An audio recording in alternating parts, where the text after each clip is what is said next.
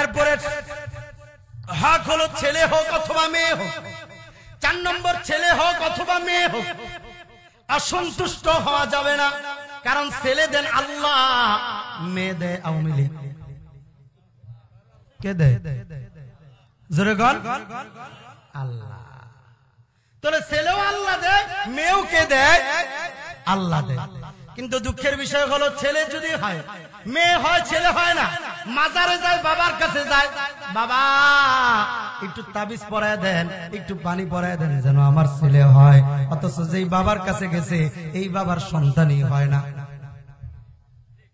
কথা বল না, এটা কি বাস্তব না বাস্তব? যে বাবার কাছে গেছে মেয়ের ছেলের আশায় এই বাবার সন্তানে হয় না, ওই দিকে খেয়াল নাই। অথচ সন্তান দেওয়ার মালিক কে? জোরে বলেন কে? আল্লাহ। এটি আল্লাহ তাআলা বলে ইয়াহাবু লিমান ইয়াশা ও ইনাসা ওয়া ইয়াহাবু লিমান ইয়াশা যুকুর। আল্লাহ তাআলা যাকে ইচ্ছা করেন মেয়ে সন্তান দান করেন, যাকে ইচ্ছা করেন তাকে আল্লাহ তাআলা ছেলে সন্তান দান করেন। মেয়ে হলেও খুশি, ছেলে হলেও খুশি। রাসূলুল্লাহ বলেন যার ঘরে মেয়ে হবে আমি নবী ওই ঘরকে জান্নাতের সুসংবাদ দিলাম। সুবহানাল্লাহ। হ্যাঁ, ওই ঘরকে আমি নবী জান্নাতের সুসংবাদ দিলাম। কিন্তু দুঃখের বিষয় হলো আমাদের সমাজে ছেলে হলে খুশি হয়, মেয়ে হলে খুশি হয় না। কথা বলেন না কেন? ছেলে হলে খুশি হয়, মেয়ে হলে খুশি হয় না। এই যে আপনি নারাজ হইলেন, এই সন্তানটা আপনার জন্য নিয়ামত। আপনি যে নারাজ হইলেন, আল্লাহ তাআলা আপনার নারাজির প্রভাবটা সন্তানের মেমোরির মধ্যে দিয়ে দিবে। ওই সন্তান যখন বড় হবে তখন সন্তান আপনার খেদমত করবে না। কারণ আপনার ঘরে যদি একটা মেহমান আসে, ওই মেহমানকে আপনি যদি মেহমান যদি বুঝতে পারে আপনি তার উপর কোনো আশার কারণে আপনি নারাজ আছেন, সে আশার কারণে আপনি অসন্তুষ্ট আছেন, বলুন তো দেখি ওই মেহমান আপনার কোনো উপকারে আসবে নাকি? হ্যাঁ, আপনি যে শুরু থেকে নারাজ ছিলেন এটার একটা প্রভাব সন্তানের উপর পড়বে। এই জন্য ছেলে হোক মেয়ে হোক খুশি হতে হবে। বুঝাইতে পারছি? কিন্তু দুঃখের বিষয় হলো আমরা মেয়ে হলে নারাজ হয়ে যাই, কারণ আগে থেকে চিন্তা থাকে যে মেয়েদের বিয়ে দিব কিনা। কথা বলেন না কেন? এই চিন্তা, এত টাকা পাবো কোত্থেকে? হ্যাঁ, এই যে আজকের জন্য আমি কথা বলছিলাম, একজন মেয়ের বাবা 16 থেকে 17,000 টাকা বেতনে চাকরি করে। ওই বাবা গতকাল রাত্রে মাগরিবের পরে এসে আমার কাছে চোখের পানি চাইরা কান্না করতেছে, হুজুর মেয়েটা বিবাহ দিয়েছি, 7 মাস হয়েছে, এখন পর্যন্ত মেয়েটাকে তুলে দিতে পারি নাই।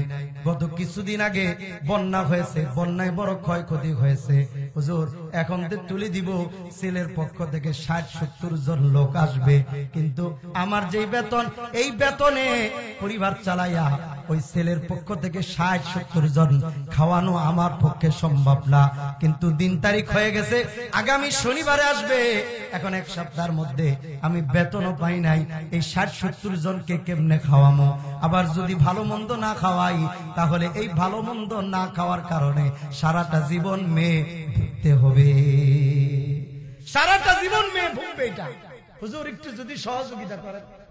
আমি বললাম কি আর সহযোগিতা করব? তারপরও বলে কয়ে 4-5 হাজার টাকার মতো আমি দিছি। আমি বললাম এত বেশি তো দিতে পারবো না, কোত্থেকে দিব? এই যে একটা মেয়ের বাবাদের কান্না, হ্যাঁ, অশ্রু ঝরা, এটা ছেলের পক্ষ যারা আছে আল্লাহর কাঠ গড়ায় দাঁড়াতে হবে। আপনি মেয়ের বাড়িতে একজন খাবেন, একজন আপনি স্বামী, আপনার শ্বশুর বাড়িতে আপনি একা যাবেন, আপনার ফ্যামিলি থেকে কাউকে নিয়ে যান। আর আপনার শ্বশুর বাড়ির যদি সামর্থ্য না থাকে অতিরিক্ত একজন নেওয়া জায়েজ নাই, হারাম। মেয়ের বাড়িতে লোক নিয়ে যাওয়ার অনুমতি নেই। হ্যাঁ, সামর্থ্য থাকলে তারা যদি স্বেচ্ছায় আপনাকে নিতে চায় আপনি যাবেন, ভিন্ন কথা। কিন্তু ছেলের পরিবার থেকে বাধ্যকতা করা হয় যে না আমরা 70 জন যাব, 80 জন যাব। বিয়া কি সব সময় করে নাকি? ছেলের বন্ধু বান্ধব আছে না, হ্যাঁ, মেহমানদারি তো একবারই হয়। যদি মেহমানদারি করাতেই হয় মেয়ের পরিবারকে কেন চাপ দিবেন? আপনি গোপনে গিয়া 50,000 টাকা দিয়ে আসেন, হ্যাঁ, যে লন আপনারা বাজার সদাই করেন, আপনাদের থেকেও করেন, আমিও কিছু শরীক থাকলাম, যেহেতু আমার বন্ধু বান্ধব আসবে। হ্যাঁ, কিন্তু কি করলেন আপনি? মেয়ের পরিবারের উপর আপনি চাপ দিলেন, যার কারণে বর্তমানে মেয়ে হলে মেয়ের বাবারা হ্যাঁ গোপনে গোপনে অশ্রু ঝরায়, আল্লাহর দরবারে অভিযোগ চালায়। কি কারণে? কারণ মেয়ের বাবা হইছে দুই ঈদে বাজার, দুই ঈদে হ্যাঁ ছেলের বাড়িতে বিভিন্ন জিনিস পাঠাতে হয়, রমজান মাসে ইফতারি পাঠাতে হয়, বিভিন্ন সময় মৌসুমি ফল পাঠাতে হয়, না হলে মেয়ের উপর টর্চার শুরু হয়ে যায়। কথা বলেন না কেন? এটা খালি শুনে যদি খালি ক্ষান্ত হয়ে যায় তাহলে হবে না, এটা শোনার সাথে সাথে আমার কাজের মধ্যে বাস্তবায়ন করতে হবে। ছেলের বাবা যারা আছেন, ছেলের বাবা যারা আছেন, আপনাদের হাতে ধরি পায়ে ধরি, আজকে আমি আমার মসজিদও আমি বলেছি, আপনাদের পায়ে ধরি মেয়ের বাবাদেরকে কষ্ট দিয়েন না। আমার কিন্তু মেয়ে নেই, হ্যাঁ আমার মেয়ে নেই, আমার দুইটা ছেলে আল্লাহ তাআলা দিয়েছেন আলহামদুলিল্লাহ। হ্যাঁ অনেক আশা আল্লাহ তাআলা মেয়ে দিবেন, আল্লাহর কাছে দোয়া করতেছি। আমার বড় ছেলের বয়স 8 বছর চলতেছে, ছোট জনের 3 বছর চলতেছে। হ্যাঁ আমি যে মেয়ের পক্ষে বলতেছি তার মানে হুজুরের মনে মাইয়া আছে তা না, কিন্তু মেয়ের বাবাদের গোপন কান্নার কারণে বুকের ব্যথা নিয়ে আপনাদেরকে বলতেছি, হাতে ধরবো না, হাতে ধরে একটা নেশা পেশা হয়ে গেছে। আমি আপনাদের পায়ে ধরে বাবা ছেলের বাবাদের কাছে অনুরোধ, মেয়ের বাবাদেরকে প্রেসার ক্রিয়েট করবেন না, মেয়ের পরিবারের উপর চাপ প্রয়োগ করবেন না, সামর্থ্য যতটুকু আছে ততটুকুর উপরে থাকেন, মেয়েকে চাপ দিবেন না যে ঈদের দিন আমার বাপ মা যাবে, আমার ভাই বোন সবাই যাবে, তাদেরকে মেহমানদারি করাতে হবে না। আপনি পারলে আপনার সামর্থ্য থাকলে আপনি কিছু টাকা তাকে দিয়ে দেন যে এইটা দিয়ে বাজার সদাই করে খান, তারপরে এটা যদি লজ্জার কারণ হয় তাহলে সবাই মিলে যাবেন, যাওয়ার পরে গোপনে হোক যেমনি হোক দেখেও তো বোঝা যায় কত টাকা খরচ হতে পারে। আসার সময় আপনি বাল বাচ্চার হাতে 5-10 হাজার টাকা দিয়ে আসলেন, লন এমনি তো ফল ফলাদি নিয়ে যান, কিছু নিয়ে না গেলেন, নিয়ে 5-10 হাজার টাকা দিয়ে আসলেন, যে খরচটা গেছে এই খরচটা আপনার দেওয়া টাকা দিয়ে উঠে গেল। মেয়ের পরিবারের উপর চাপ প্রয়োগ করা হলো না।